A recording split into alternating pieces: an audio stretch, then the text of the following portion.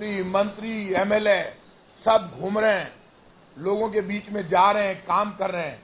आज इसीलिए मैं आपसे कह रहा हूं कि जो बीजेपी बड़े बड़े डायलॉग मार रही है ईआरसीपी के मुद्दे पर, अब प्रधानमंत्री जी आ रहे हैं, अजमेर आ रहे हैं 30 तारीख को।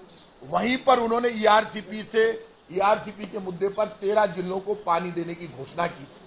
प्रधानमंत्री जी को जवाब देना चाहिए और ईआरसीपी की योजना लागू करनी चाहिए और राजस्थान को कुछ देना चाहिए। और मैं आज आपसे कह रहा हूं, मैं लोगों से अपील करूंगा, राजस्थान के 25 एमपी हैं, बीजेपी के नेता बड़े बड़े डायलॉग मार रहे हैं। 25 एमपी दिखाओ और 5,000 का इनाम लो, ऐसे पोस्टर लगे हुए।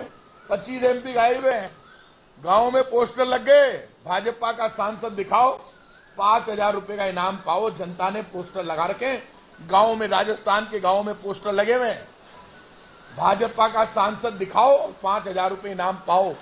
कि मैंने नहीं लगाए, जनता ने लगाए, क्योंकि भाजपा के 25 एमपी कभी गांव में गए ही नहीं। और वो 25 एमपी बता दे मुझे, वो आदर्श गांव कहां पर है जो 25 एमपीओं के जिम्मे किए गए थे? हर वर्ष एक आदर्श गांव वो बनाएंगे, बना दिया क्या? वो 25 एमपी साहब दे, कहां है वो आदर्श गांव? 25 एमपी बताएं। ये बातें कर करके बीजेपी हर चुनाव में नया मुद्दा लेकर आती है। कर्नाटक में बीजेपी से गलती हो गई, बजरंगबली को लेकर आ गए, बजरंगबली ने घोटा घुमाया और बीजेपी का इलाज कर दिया। ये बार बार आप मुद्दों से ध्यान हटाने के लिए करते हैं, ये पाप का परिणाम बीजेपी को भुगतना पड़ेगा। आने वाले समय में देश और जनता बीजेपी को माफ नहीं करेगी। हिंदू राष्ट्र के लिए रेणु शास्त्री जी ने आज कहा है कि भारत को हिंदू राष्ट्र बनाएंगे, अगर पाकिस्तान की बारी आई तो उसको हिंदू राष्ट्र बनाएंगे। बिल्कुल, ऐसे बाबा जो इस तरह की मांग कर रहे हैं उनको प्रधानमंत्री जी से मिलना चाहिए और प्रधानमंत्री जी को उनसे सीरियसली बात करके, और उनका क्या मत है, वो बीजेपी को, बेचारे बाबा जी बीजेपी के कार्यकर्ता बनकर घूम रहे हैं, तो बीजेपी के लिए वो काम कर रहे हैं। तो डिमांड, हम तो कांग्रेस तो सरकार में है नहीं, तो भाई साहब कोई भी डिमांड पे फैसला हमारी सुनते हैं क्या? प्रधानमंत्री और बीजेपी हमारी तो सुनती नहीं है। और जब हमारी सुनती नहीं है बीजेपी, तो बाबा जी को प्रधानमंत्री जी से मिलना चाहिए, टाइम मांगना चाहिए, उनसे जाके डिमांड करनी चाहिए। जब बीजेपी केंद्र की सरकार से डिमांड करे, मेरे पास तो कुछ है नहीं, मैं उन पे क्यों बोलूं? वो पहले वहां जाए, बातें वो पब्लिक में कर रहे हैं। बाबा जी से पूछना चाहता हूं मैं, वो कब गए थे प्रधानमंत्री जी से मिलने? क्यों नहीं मिलते बीजेपी के नेताओं से? और बीजेपी से क्यों नहीं घोषणा कराते? हमारे हाथ में है क्या? मैं तो खुद हिंदू हूं, बाबा जी करवाए। आप कह रहे हैं कि बीजेपी भ्रष्टाचार, लेकिन आपकी सरकार 4.5 साल आपकी सरकार भ्रष्टाचार को कर देने का आरोप लगाते हैं और यात्रा भी निकाल दी। आपके नेता आपकी सरकार का दूसरा सवाल है, गजेंद्र सिंह शेखावत कैसे जीत में यानी गहलोत में? देखिए, एक बात आप ध्यान रखें, राजनीति में पॉलिटिकल कंपटीशन है। हमारे नेताओं ने कोई सवाल खड़े किए हैं तो ये हमारे घर का मामला है। आज मैं बीजेपी के 9 साल पर बोलने के लिए खड़ा हुआ हूं। इतना मैं कह सकता हूं, गजेंद्र सिंह जी को जवाब देना चाहिए। ईआरसीपी पे उनका और प्रधानमंत्री जी का वीडियो सामने आ गया। ईआरसीपी 13 जिलों के पानी का मामला है। क्या गजेंद्र सिंह जी को नहीं बताना चाहिए? 13 जिलों को पानी नहीं चाहिए? आप राजस्थान के बेटे हैं और आप तो मारवाड़ से आते हैं और आप तो राजपूत हैं, छतरी हैं, तो आपकी जिम्मेदारी है कि जब प्रधानमंत्री जी आ रहे, इसको पॉलिटिकल फुटबॉल मत बनाइए। मैं तो सबसे कहूंगा, चाहे गजेंद्र सिंह जी हो, चाहे हम लोग हो, ईआरसीपी के मुद्दे पर कहीं बैठकर बात करनी है तो बात कर लो, लेकिन ये राजस्थान के पानी का मामला है, इसमें प्रेस्टीज की लड़ाई गजेंद्र सिंह जी को भी नहीं लड़नी चाहिए। पानी के मुद्दे पर उनको आगे बढ़कर राजस्थान का बेटा होने का सबूत देना चाहिए, लागू करवानी चाहिए।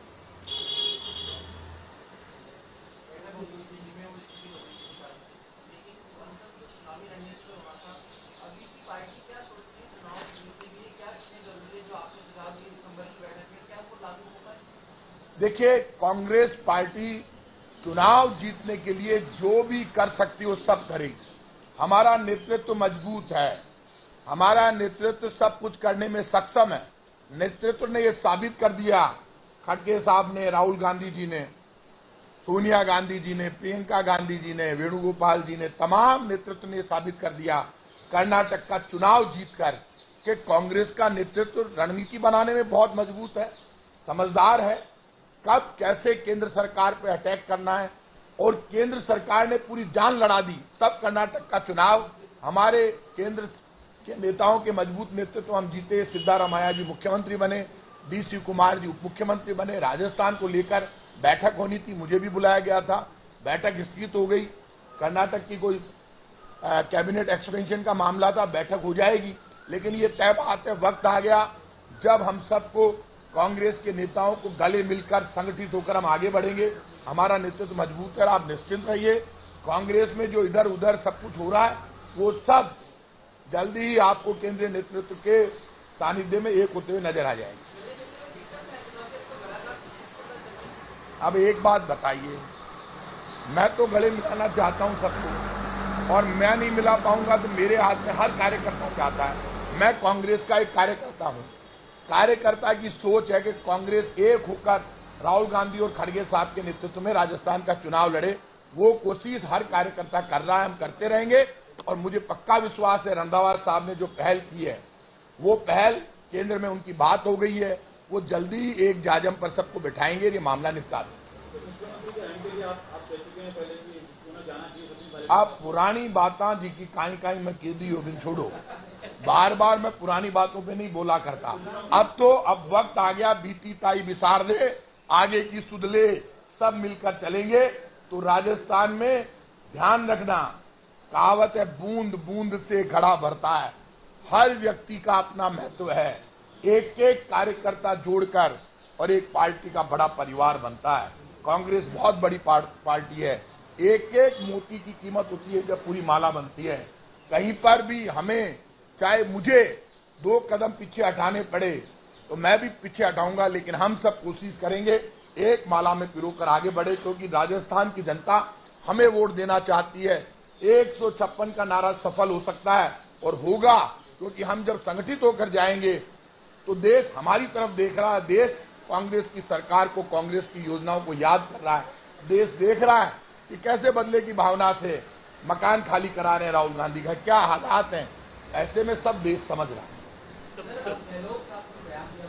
मानसिक दिवाले पर घोषित कर दिया जो मुआवजे की मांग सुप्रीम कोर्ट ने करी कि जो पेपर लीक से पीड़ित है बच्चे, उन्हें मुआवजा दिया जाना चाहिए, उसको सीएम अशोक गहलोत ने कहा ये मानसिक दिवालियापन है।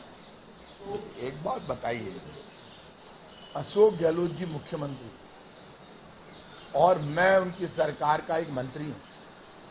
जब चीफ मिनिस्टर ने कोई बयान दे दिया तो उस बयान पर तो रंधावा साहब भी बयान दे सकते हैं, लेकिन मैं इतना कह सकता हूं कि इस वक्त अशोक गहलोत जी, सचिन पायलट जी, प्रताप सिंह, हर कार्यकर्ता, हर पदाधिकारी कांग्रेसी हैं हम सब।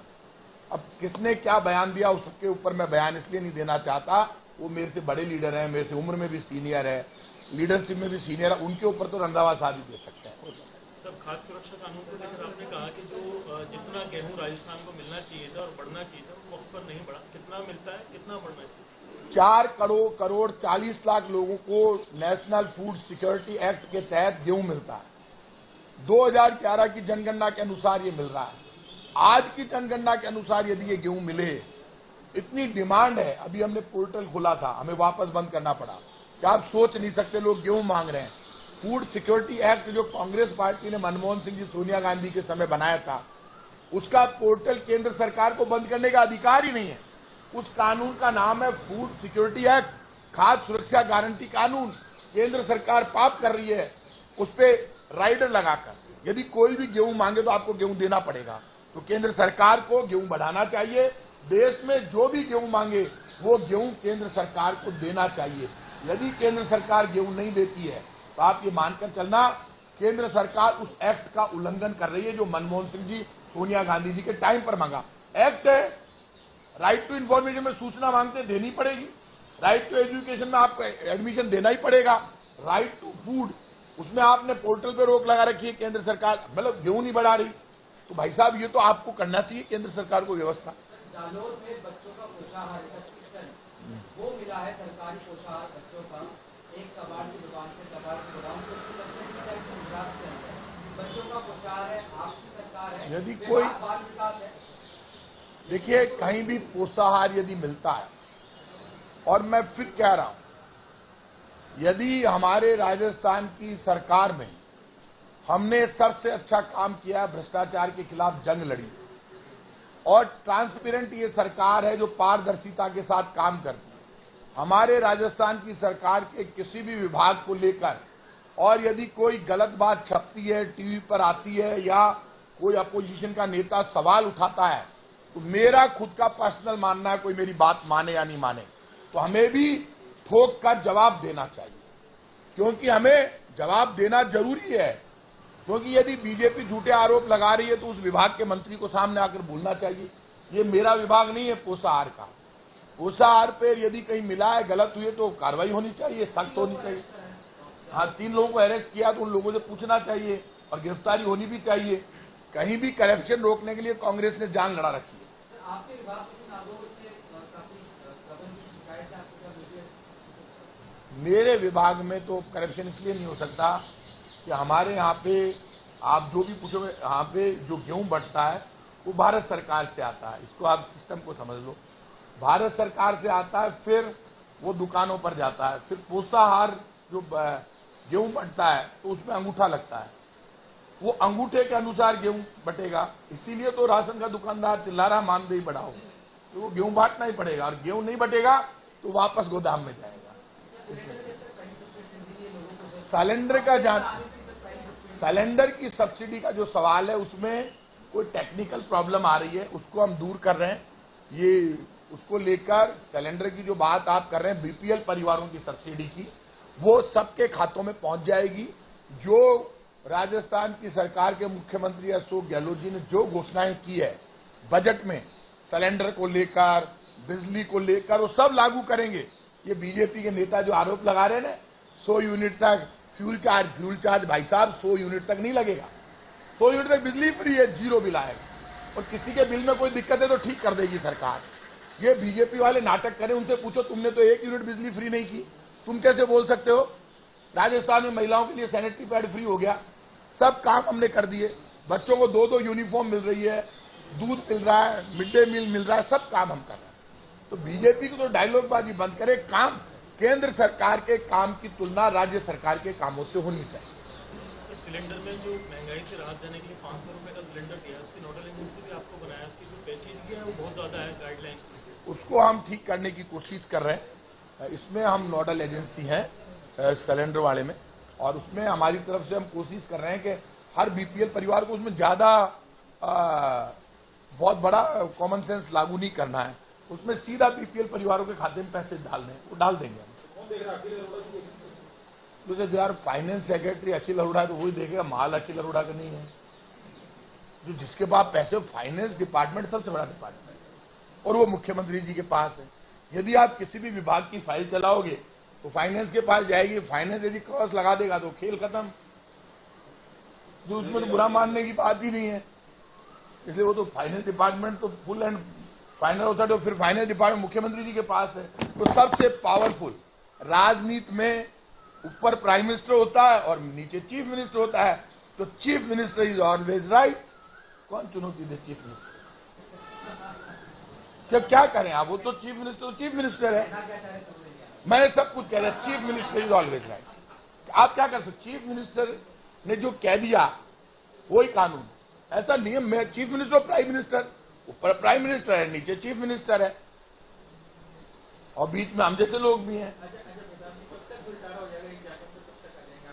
आप चिंता मत करो, कांग्रेस पूरी जब चुनाव लड़ने जाएगी तो एक जाजम पर जाएगी, बीजेपी को मौका नहीं देंगे। इस बार कांग्रेस की सरकार बनाने के लिए खून पसीना बहा देंगे। हमारा खुद का कोई अहम होगा तो उसको झुका लेंगे, हाथ जोड़ने होंगे मैं भी जोड़ दूंगा। और जो कांग्रेस का भक्त है वो सोनिया गांधी से सीखेगा, राहुल गांधी से सीखेगा, आगे बढ़कर हम हाथ जोड़ लेंगे, लेकिन सब इकट्ठे होकर जाएंगे तो हमारी ताकत बढ़ेगी। क्योंकि हर आदमी की ताकत, हर आदमी का एक अलग महत्व होता है राजनीति में, सबको साथ लेकर चलने में ही मजा आता है।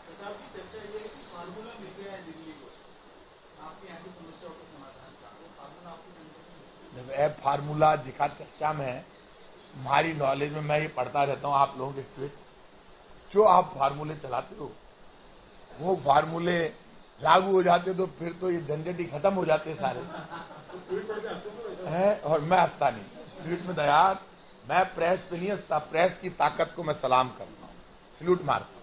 प्रेस तो दिन को रात, रात को दिन कर दे, ताकत है प्रेस में, नहीं कर सकती।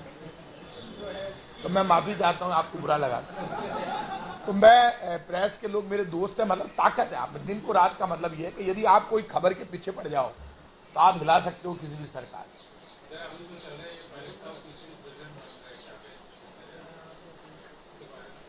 तो मेरी नॉलेज में नहीं है जॉय साहब, मैं यदि कोई बात बोलूं जॉय सर तो उसका एक अच्छा लगता है ना कि मतलब प्रताप सिंह खाचरियावास कोई बात बोले तो होने के बाद बोले तो ज्यादा अच्छा है।